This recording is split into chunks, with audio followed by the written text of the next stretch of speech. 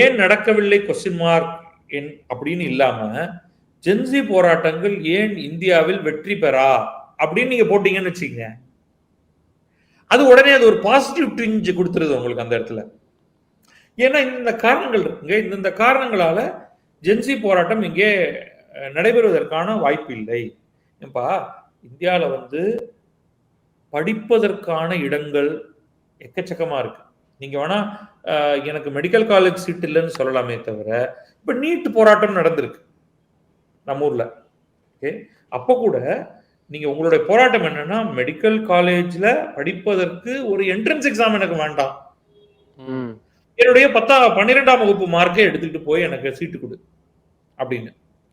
But அதுவே வந்து வெற்றி பெறல. நீங்க கவனிச்சீங்கன்னா, ஈவன் தற்கொலைகள் நடந்ததற்கு பிறகும் கூட ஒரு முக்கியமான ஒரு தற்கொலை, அனிதா என்னும் மாணவியின் தற்கொலை ஒரு பெரிய போராட்டமாக குவிந்த போதும் கூட அதுல ஒரு ஸ்டீம் கிடையாது. ஏன்னா எவ்வளவு பேருக்கான போராட்டம் இது, எல்லாரையும் அது தொடராது.